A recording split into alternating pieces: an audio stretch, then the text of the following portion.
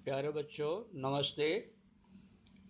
आज हम आप लोगों को इतिहास के साधन, जिसमें इतिहास के साधन में हम अब लिखित साधन की जानकारी देंगे। जैसा कि पहले पिछले क्लास में हम बताए थे कि हम यह इतिहास के साधन को हम 7वीं कक्षा में पढ़ चुके हैं। वहाँ हम मध्यकालीन इतिहास के साधन में की जानकारी किए थे और अब हम कक्षा 8वीं में आधुनिक भारत के इतिहास के साधनों का अध्ययन करना है, जिसमें हम आप लोगों को आज लिखित साधन की जानकारी देंगे। लिखित साधन की जानकारी में लिखित शब्द ही से ही मालूम हो रहा है कि जो चीज़ लिखी गई हो, ऐसे लिखी हुई चीज़ों का से जो हमको जानकारी इतिहास की होती है उसको हम लिखित साधन कहते हैं। तो आधुनिक भारत के इतिहास में लिखित साधन जैसे पत्राचार हुआ, पत्रिकाएं हुई, विदेशी व्यक्तियों के द्वारा कोई चीज़ लिखी गई हो, समाचार पत्र हुआ, कोई रिकॉर्ड है, किसी के विषय में आत्मचरित्र है या कोई पुस्तक लिखा है, ऐसे बातों का समावेश इस लिखित साधन में होता है। बच्चों, समाचार पत्र और पत्रिकाओं के द्वारा पहले समय सामयिक घटनाओं की जानकारी होती थी। समाचार पत्रों में किसी घटना का विश्लेषण, विद्वानों के मत प्रतिक्रियाएं, संपादकीय लेख इत्यादि प्रकाशित होते रहते हैं। जैसा कि हम जब न्यूज़पेपर पढ़ते हैं, समाचार पत्र पढ़ते हैं, तो हमें ये सब अभी भी मिलता है। तो यह सब जो जानकारी पहले पत्र में समाचार पत्रों में था, उससे हमें जानकारी मिलती रहती है। स्वतंत्रता के पूर्व के समय में ज्ञानोदय, ज्ञान प्रकाश, केसरी, दिनबंधु ऐसे समाचार पत्र महत्वपूर्ण थे, जिनके द्वारा लोगों को एक दूसरे के समाचार मिलता रहता था। इन समाचार पत्रों के आधार पर अंग्रेज शासन की भारत के विषय में निर्धारित नीति, भारत पर हुए परिणामों के विषय में हम जानकारी मिल सकते हैं। इस तरह से हम आगे चलते हैं तो मानचित्र और प्रारूप। मानचित्र को भी इतिहास का महत्वपूर्ण साधन माना गया है। मानचित्र के आधार पर शहर, स्थान की जानकारी हमें होती है। अंग्रेज के शासन में सर्वे ऑफ इंडिया स्वतंत्रता विभाग की स्थापना की गई थी। इस स्वतंत्रता विभाग के द्वारा भारत के विभिन्न प्रांतों, शहरों में वैज्ञानिक पद्धति से सर्वेक्षण कर मानचित्र बनाए गए थे। इन मानचित्र के द्वारा हमें जैसे देखा जाए तो मुंबई पोर्ट ट्रस्ट विभाग के पास मुंबई बंदरगाह का मौलिक प्रारूप है। बंदरगाह को विकसित करने के लिए वास्तु विशारद और अभियंताओं मतलब इंजीनियर द्वारा बनाए गए ढांचे प्रारूप भी हैं। इन ढांचों के आधार पर हमें मुंबई महासागर की जानकारी मिल सकती है। तो इस तरह से हमें लिखित साधन में ये सब जानकारी मिलती है। अब हम चलते हैं मौखिक। तो आधुनिक भारत के इतिहास में मौखिक साधनों के लिए जैसे लोकगीत है, स्फूर्ति गीति है। मौखिक का मतलब जो हम मुंह से कहते हैं उसकी बात, उसको हम क्या कहते हैं? मौखिक। यानी लोकगीत हम गाते हैं। लोक कथाएं हैं, यानी लोक कथाओं का मतलब जो हम किसी चीज़ के विषय में कथा के रूप में कहते हैं। प्रसंग वर्णन है, साक्षात्कार जिसको अंग्रेजी में इंटरव्यू बोलते हैं, साक्षात्कार है, नाटक है। ये सब चीज़ें जो है मौखिक साधन में आते हैं। यदि हम इसमें स्फूर्ति गीत देखते हैं तो स्वतंत्रता आंदोलन के समय बहुत सारे स्फूर्ति गीत रचे गए थे।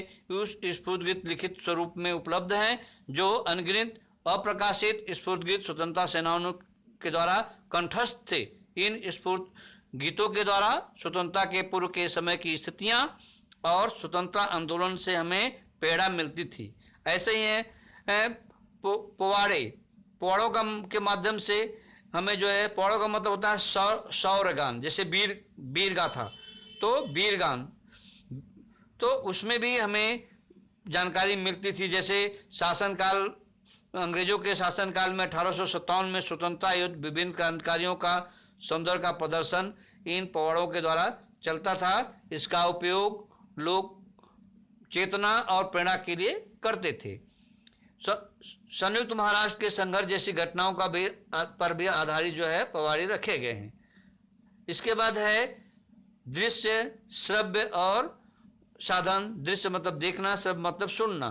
तो वर्तमान समय में जो तकनीकी विज्ञान के विकास के द्वारा फोटोग्राफी, जैसे किसी चीज़ को हम फोटो ले लेते हैं, किसी चीज़ का हम ध्वनि का रिकॉर्ड कर लेते हैं, ऑडियो फिल्म बना लेते हैं। पुरानी फिल्में हमको देखने को, जैसे हमें कभी कभी यदि हम समाचार सुनते हैं तो बहुत पुरानी हमको जो चित्र दिखाई देते हैं कि इनके गांधी जी के समय में इस तरह से गांधी जी बैठे थे, ऐसे चरखा चला रहे थे। यानी वह जो चीज़ें हैं फोटोग्राफी, वह भी जो है इस इतिहास के साधन में आती हैं। इसको हम छायाचित्र या फोटो कहते हैं, जो इतिहास का दृश्य स्वरूप के साधन में आता है। छायाचित्र का आविष्कार विभिन्न व्यक्तियों, घटनाओं, वस्तुओं, वास्तुओं, इसके पहले भी वस्तु और वास्तु के विषय में बताया गया है। वास्तुओं के छायाचित्र जो खींचे गए हैं उनसे हमको जानकारी मिलती है। इस तरह से हम देखते हैं तो चित्रों की तुलना से छायाचित्रों पर अधिक विश्वसनीय माना जाता है, क्योंकि छायाचित्र का मतलब जो चीज़ हम सामने देखते हैं उसको फुट लेते हैं, इसलिए वह अत्यधिक विश्वसनीय माना जाता है। व्यक्तियों के छायाचित्र से लोग कैसे दिखते हैं, उनके परिधान कैसे थे, परिधान यानी उनका गणवेश पहनावा कैसे था, इस तरह से हमको जानकारी मिलती रहती है। इसके बाद है ध्वनि मुद्रित, यानी जो रिकॉर्ड हो, जिसको हम ध्वनि रिकॉर्ड करते हैं। जैसे अभी भी आप लोग मोबाइल में किसी की आवाज़ का रिकॉर्ड कर लेते हैं, बाद में उनको सुनाते हैं, वैसे पहले भी छायाचित्र फोटोग्राफी की भांति जो रिकॉर्डिंग तकनीकी का आविष्कार बहुत महत्वपूर्ण था।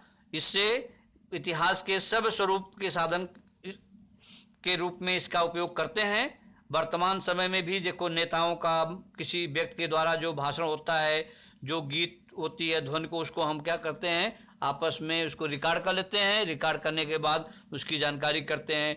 जैसे हम रविन्द्रनाथ ठाकुर के द्वारा गाए गए जनगण मन राष्ट्रगीत, सुभाष चंद्र बोस के द्वारा दिए गए वक्तव्य आज हमारे आधुनिक भारत के इतिहास के अध्ययन के श्रव्य साधन के रूप में किया जाता है। श्रव्य का मतलब जिसकी हम सुन करके जानकारी करते हैं। वैसे फिल्म का है, फिल्म भी यह एक प्रकार का इतिहास का साधन है। फिल्म में आधुनिक तकनीकी विज्ञान के द्वारा एक अनूठा आविष्कार माना जाता है। 20वीं शताब्दी में फिल्म की तकनीक विज्ञान की बड़ी मात्रा में उन्नत हुई। जैसे 1913 में दादा साहेब फाल्के ने भारतीय फिल्म इंडस्ट्री की नींव डाली और भारतीय स्वतंत्रता युद्ध में दांडी यात्रा, नमक आंदोलन, भारत छोड़ो आंदोलन जैसे ऐतिहासिक घटनाओं के पर फिल्म बनाए गए और इन फिल्म के द्वारा उस समय के घटित घटनाओं का ज्यों का त्यों हमें देखने को मिलता है। इस तरह से बच्चों, प्राचीन हो या मध्ययुग की तुलना जो है हम आधुनिक भारत के इतिहास के अध्ययन के लिए बहुत बड़े मात्रा में हम विविध प्रकार के साधन हमारे उपलब्ध हैं, उससे हम सीखते हैं।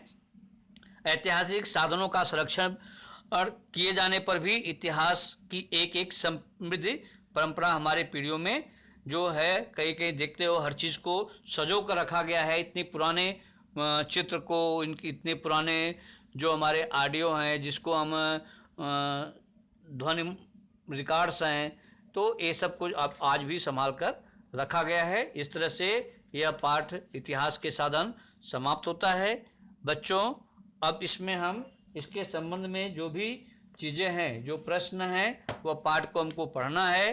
पाठ को पढ़ने के बाद कुछ प्रश्न स्वाध्याय में भी दिए गए हैं, उनके उत्तर ढूंढ करके लिखना है और हम स्वयं कुछ प्रश्न पीडीएफ के द्वारा आप लोगों को देंगे, तो उसका उत्तर लिखना है। और पाठ को पढ़ते समय, जैसे कि पिछली कक्षा में भी हम बता रहे थे और दूसरे विषय में भी बताया जाता है कि हम पाठ को पढ़ते हैं, टॉपिक पढ़ते जाते हैं, जो मुख्य लाइन मिलती है हम उसको अंडरलाइन करते हैं, उस पर हम प्रश्न बनाते हैं और वह प्रश्न को बना करके फिर उस प्रश्न का उत्तर स्वयं अपने पुस्तक में लिखते हैं, कॉपी नोटबुक में नोट में लिखेंगे।